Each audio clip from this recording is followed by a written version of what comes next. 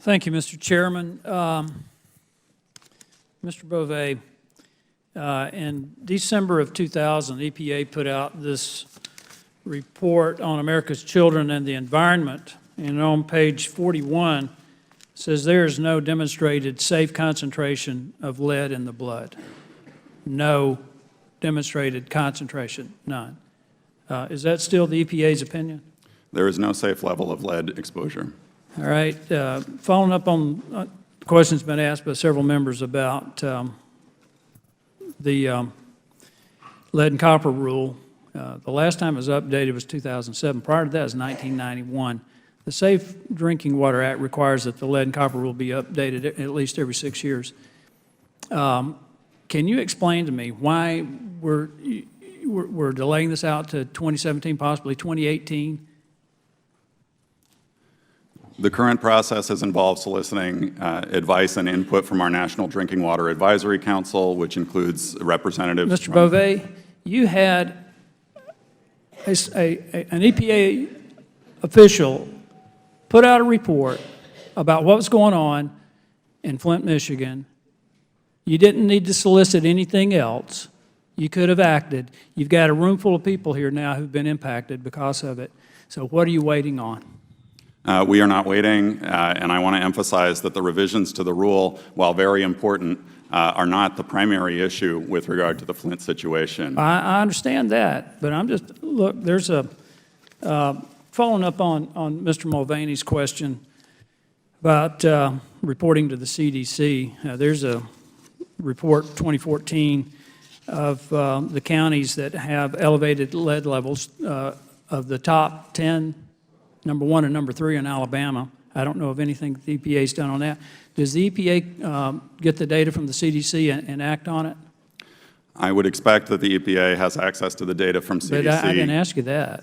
I'm sure you've got access to the data. Do you act on it? Because these aren't the only kids in here that are impacted by lead levels. So do you act on it? Absolutely. Blood lead levels are affected by multiple sources of lead, including lead in paint and lead in soil. And the EPA has programs, along with our state partners, that address all these issues. Lead in drinking water also is... direct something to Mr. Edwards. Mr. Edwards, it appears to me that the irony of this is the EPA wants to regulate everything. You know, they want to regulate ditch water and puddles in backyards. Yet in Georgia, they had a toxic spill they initially denied responsibility for. You had another EPA whistleblower, Dave Lewis, one of your top scientists, who revealed that the EPA was involved in this, released an enormous amount of toxic material into the groundwater, into the creek, including lead. And EPA tried to cover that up. What do you know about that, Dr. Edwards? Nothing. I know David Lewis, and I respect him, but I don't know the specifics of that case. So.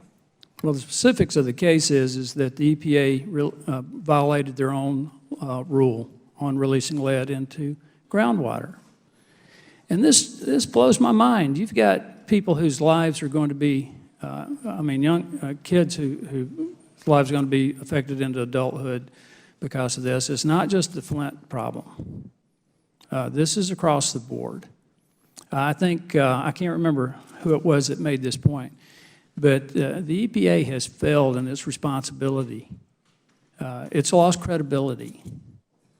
And this problem, I think, it's beyond, it's not just the EPA. There's malfeasance at the EPA.